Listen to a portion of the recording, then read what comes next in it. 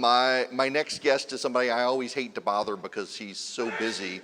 Bless you. And he winds up oftentimes reaching out to me because I don't like to bother people. And when I got started in politics and started writing at Red State, I got a copy of Russell Kirk's Conservative Mind in the mail with a note in it: if you're gonna be a voice for conservatism, be sure what you believe. And it was from my next guest, who I had never met, and went up to DC and spent time with him. And at the time, he was running the Republican Study Committee, which at the time was the conservative voice in Congress. And then he became a governor, and then he became Vice President of the United States. And through it all, he's always been guided by his faith and by a real commitment to truth, and not his truth, but the truth. Like I say on radio all the time, if Jesus says, "I'm the way, the truth, and the life," then truth is objective and knowable. And he's always been committed to knowing not just Christ, but also real, objective, knowable truth, and grounding himself in the timeless principles of truth. And so he's never been willing to compromise on the principles that I think have guided the nation for so long. And it's just, I love being able to call him a friend, and also someone who regularly prays for my family, particularly for my wife. And that is the Vice President, Mike Pence.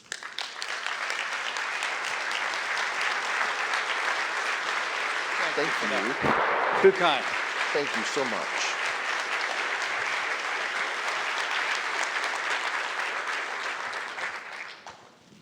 So I got to start with asking you how your vastly better half is. Well, Karen sends her regards and is probably looking on from our home in Indiana. And she's doing wonderful, mostly because in the last 3 years since I was with many of you, we have seen the birth of not one, not two, but three of the most beautiful granddaughters ever born in the history of the world. So Karen is happy. We got one more on the way. Our son, who is just made major in the United States Marine Corps. Nice. Thank you. He and his wife have two of our granddaughters stationed in Arizona, and then our daughter Charlotte, who's expecting, is married to one of my unworthy son-in-laws. And they have one and one on the way, and he's a fighter pilot in the United States Navy, flies the F-18, and they're stationed in California. Nice. So we're blessed. So let me get this question out of the way. As you assess what's happening in the country right now, how do you view the way the landscape is shaping for this presidential election? Well, I have to tell you, we're living in a very challenging time in the life of this nation. I mean, I couldn't be more proud of the record of the Trump-Pence administration. I want to thank the people in this room for the privilege of being your vice president. It was the greatest honor of my life.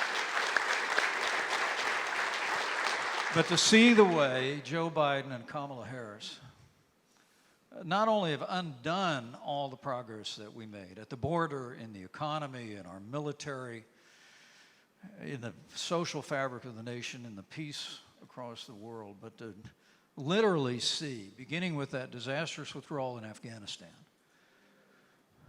how Joe Biden and Kamala Harris, who it's important for people here and looking on to remember, she always said she was the last person in the room for every major decision.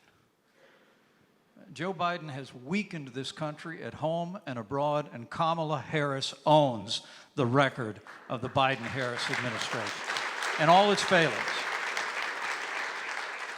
And but the way that disastrous withdrawal from Afghanistan happened, I've no doubt in my mind that it emboldened the enemies of freedom, with Russia surging into Ukraine with an unprovoked attack, the constant appeasement and kowtowing to Iran, that as we stand here today, we literally are waiting hour by hour for news of even a wider conflict in the region. The back and forth in support for Israel, if the world knows nothing else, the world should know this: America stands with Israel.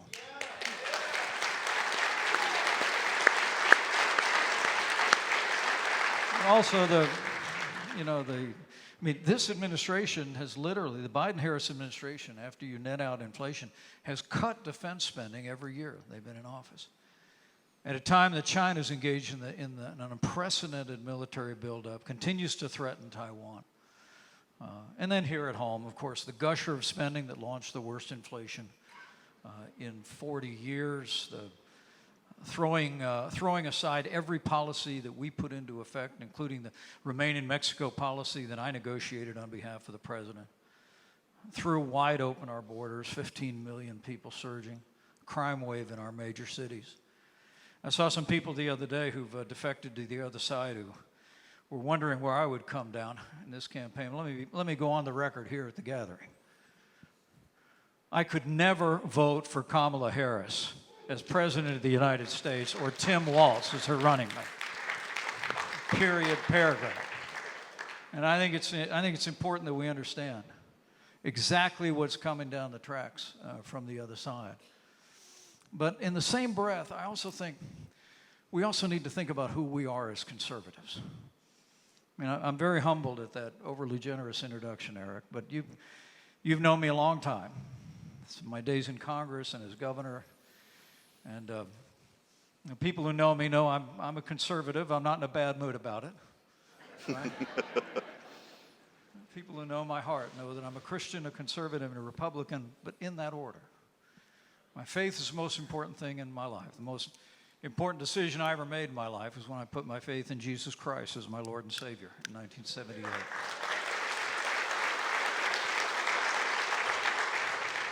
But it was the voice of Ronald Reagan after he was elected President of the United States in 1980 that drew me to the conservative movement. I heard him speaking about the principles of a strong national defense, of American leadership in the world, of limited government, fiscal responsibility, and a commitment to traditional values and the right to life. And I joined the Reagan Revolution, and I've never looked back. It's true. And so for me, while we have to make it clear to the American people what's wrong and what's failed about the Biden-Harris administration and the new Harris-Walz team, I think we have to make sure that we hew to our roots in this conservative movement. And for my part, I'm staying out of the presidential campaign. For the reason that I just cannot endorse this growing abandonment of our allies on the world stage that's taken hold in parts of our party. I cannot endorse ignoring our national debt that reached $35 trillion just in the last week. I cannot support marginalizing the right to life in our party, as we saw on the national platform. And between me and my former running mate, I cannot endorse President Trump's continuing assertion that I should have set aside my oath to support and defend the Constitution and acted in a way that would have overturned the election in January of 2021.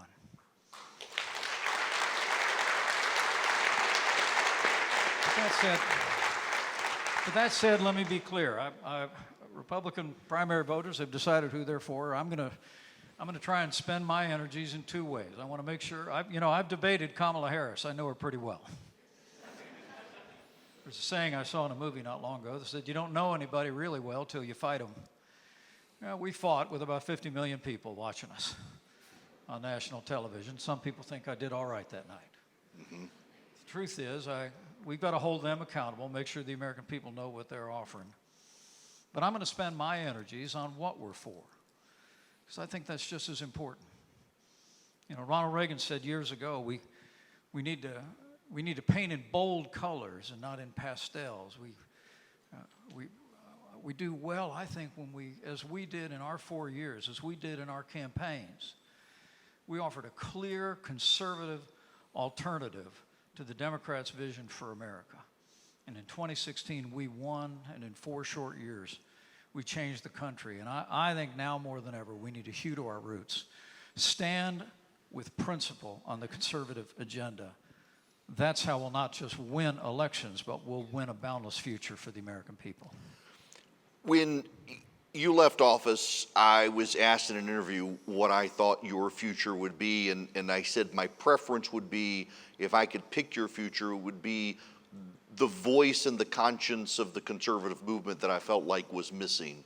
And here you are, I think, now with what you're doing in Washington, where you are. And my frustration, I think, with a lot of the conservative movement is how we are forgetting the tried and the true, and we're getting distracted by shiny objects that lure us in and never seem to work. Well, it's one of the reasons I'm an Erickson fan. Anybody else there with me out there? I think what it means to be a conservative is to stand your ground and to stand on principle. And that's what you do on the airwaves every day without apology. And I'm grateful for that. And if I could play that role in the days ahead, it'd be my great honor to do it. And not for my sake, though, but really for the sake of the country. I think we're living in a time very similar. You know, the Bible says there's nothing new under the sun. What it is now has been before, right? Now, some of you aren't old enough to remember the 1970s, but I am. And I have to tell you, we had a president in 1978 in Jimmy Carter who gave what he was famously called the malaise speech, in which he told the American people things are bad. Long gas lines, energy shortages, record inflation. And President Carter told the American people they're bad now and they're just going to stay bad. And then the American people started listening to someone who had taken a run at the presidency a few years earlier and come up short in the Republican nomination. But he was someone that was talking about standing without apology on a conservative agenda. Ronald Reagan wins the nomination. He goes on to win the election, and there he stands in his first inaugural address. And he said, he spoke of an optimistic view of the future, but he said something to the effect of, and why shouldn't we dream great dreams? After all, we're Americans. And everybody was standing a little taller. Everybody was feeling better. It reminded me for all the world like 2017, when the country had the same sense. We set aside 8 years of the failed Obama-Biden administration, and we cut taxes, rolled back regulation, we secured our border, rebuilt our military, and appointed 3 conservatives to the Supreme Court of the United States that have created a durable conservative majority. And we didn't hesitate on those things. We were clear. We offered a clear choice. And for my part, I mean, there's a lot of talk about what the agenda of a future Trump administration should be. I'm thinking of launching Project 2017.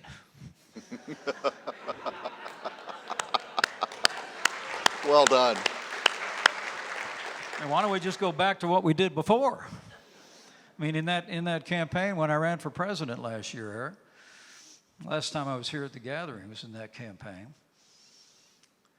I was telling people my concern was that not only the former president but others in the field were actually not running on the agenda that we governed on.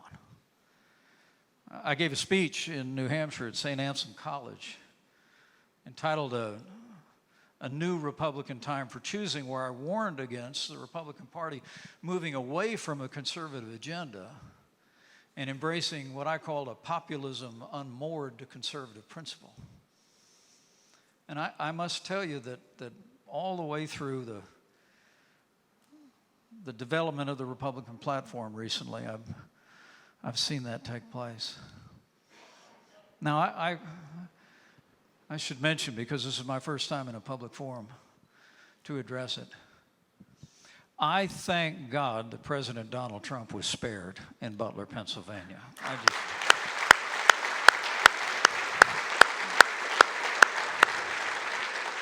Karen and I, we were in a plane. We just landed, and I got a text from someone watching it in real time. It took my breath away when I heard of the shot had come from 150 yards away, having lived with Secret Service for 4 years. I couldn't believe it. But I also knew that while while the president had stood, and I truly do. I wasn't surprised, but I truly admired the way the president stood up and raised his fist and walked off that stage.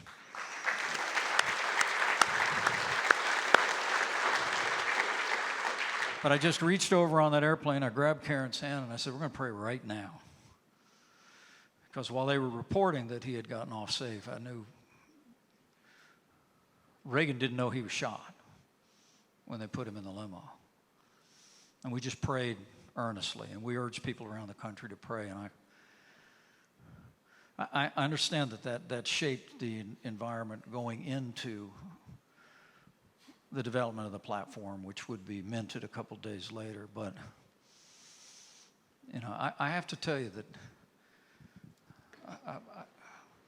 the fact that we have a platform that removed 50 years of pro-life language, made no mention of the national debt, advocated massive taxes at our borders,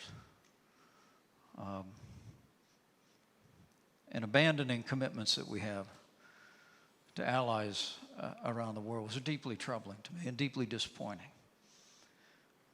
But I honestly believe, and make no mistake about it, you've got people from all over the country here and people watching all over the country. We can help our candidates at every level by speaking the truth to them respectfully. I have some familiarity with that. I did it for 4 years at the White House. I lost count probably, Eric, of the number of times that the president had me seated. I'd always sit at the same spot immediately to the right of the Resolute desk. The president would have a big bullpen of people in, and I never gave my opinion to the president except on a few occasions in front of anybody else. I thought as vice president I owed him my opinion, but in private. Because unless it was a matter of moral or constitutional principle, whatever the president decided was the right decision, right? That's the role of the vice president. But I lost count of the number of times the president would kind of look over at me when somebody was making a pitch about one thing or another. And he'd look at me and I'd just kind of go, no. And he'd say, oh, well, let's talk later. I mean, you all can play that role. Look, President Donald Trump was not only my president, he was my friend for 4 years. It's part of what made the way our administration ended much more difficult, because we developed a close working relationship. And I say before, I'll say again, I'm incredibly proud of what we accomplished together for the American people, because that relationship worked. But I do know the president, while his favorite term is common sense. It really is. He's not someone that necessarily feels drawn to the term conservative. It's not a part of his lexicon, if you will. But he listens. And I saw the way the president listened intently as leaders came in to speak about the right to life, as leaders came in to speak about the importance of broad-based tax relief. I mean, we have voices in our party, Eric, who are talking about raising taxes when the Trump-Pence tax cuts lapse at the end of 2025. They're talking about raising corporate taxes. And I get it. It's all the frustration with woke corporate America. I understand it. I share the same frustration. I wrote the first editorial in the Wall Street Journal calling out ESG in the spring of 2021. And there's a great op-ed in the paper today on this issue. We've made great progress pushing back on woke America because the American people have stood up and pushed back. But I want to tell you that this is a time when the ticket is still forming. I will tell you, I'm encouraged by some movement that I've seen. I heard the president recently not only reject raising corporate taxes, but he called for moving the corporate tax rate to 15%, which would put us in a truly competitive environment in the world. But I just never underestimate the power of the voice of the American people and leaders in this movement to come alongside and encourage the president, and if nothing else, how about we just govern the way we governed for 4 years? They've created 7 million good-paying jobs, reduced illegal immigration at our southern border by 90%, stood with our allies, stood up to our enemies, and put justices on the Supreme Court that sent Roe versus Wade to the ash heap of history where it belongs. This is 4 more years. We need 4 more years of that. Again, I feel compelled to say that never has Mike Pence ever asked in advance a preview of questions, and so I'm going to throw you one wild card that I know you can completely take on. At the Republican convention, there was a statement J.D. Vance made about the nation being, some people say it's a nation of ideas, but it's a nation, blood, soil, people die for the nation. And then when Joe Biden, bless you, gave a speech, he talked about actually America's this idea. And it seems like conservatives have always been able to balance that it's both. We are a physical nation of people, blood and soil, but we also are an idea that other people die trying to get to, and how we should balance what America is. Well, I think America is, with maybe one exception, the only nation on earth that was birthed with the notion that our rights don't come from a sovereign. They don't come from a charter. That we are endowed by our Creator with inalienable rights. And we put that on paper. And we fought a war. And we won a war. And I would tell you that next time you see me, you'll have to call me professor, maybe, because I'm going to be teaching a college course this fall. Nice. At a great Christian college called Grove City College in Pennsylvania. But we're going to talk about civics and citizenship. Because if there ever was a time that we ought to communicate to the rising generation, you are not an American because of where you were born. You are not an American because of your ethnicity. You are not an American because of who you're related to. If you are a citizen of this nation, you are an American because you believe in a set of principles and ideals that are enshrined in the Declaration of Independence and the Constitution of the United States of America. And that makes us unique. That makes us unique. And it's also, I was listening to Ron DeSantis back there. I wish he'd show more energy. He did a great job. You asked him a question at the end, where's hope comes from? Mm-hmm. And I know I'm the only thing standing in between you all and lunch. And I hope to get a chance to visit with a lot of you. But I'm very optimistic about the future. And I hope you are too. Because look, the failed leadership in the White House today, this will pass. But principles remain if we hold to them. And if we hold the leaders of our party to them, that not only will we win, but America will win. I mean, I don't stand for these things because I think they're good for Republicans. I actually started in politics as a Democrat.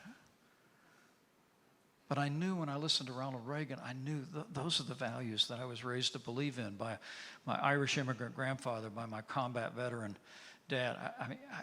These are the things that I knew just as an American were in my heart. And I would tell you this by way of encouraging each one of you. Just be confident about the future, even in these tumultuous days and frustrating days where it seems like you turn on the television with a stick every morning because you don't even know what's going to be there, right? In all my years in public life and my 4 years as your vice president, I can honestly tell you, my opinion of government bureaucracy went down. But my opinion of the American people went up every day. I mean, I've seen our soldiers downrange.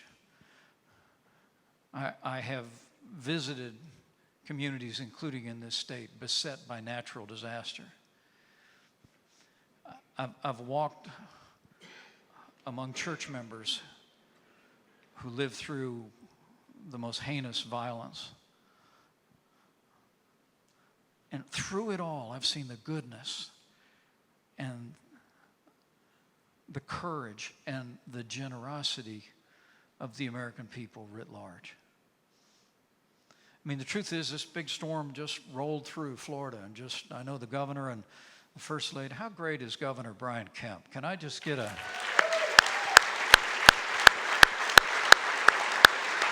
I love it. I know they're off to visit and to see storm damage, and I guarantee you the only thing you won't be able to find anywhere in the country where there's a natural disaster, hurricane, storm, flooding, tornado, wildfire, the only thing you won't be able to find in that area after the tempest passes is a parking space. Because when things go wrong, Americans come from everywhere. They load up the minivan with coolers full of water and food, and they just drive. And they pull up to homes with people they've never met before and will never see again, and help them put their lives back together.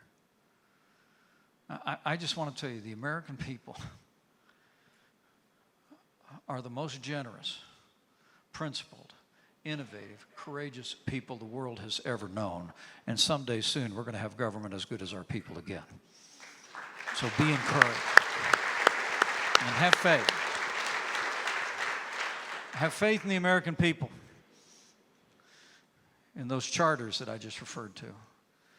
And finally, have faith in Him that has ever guided this nation.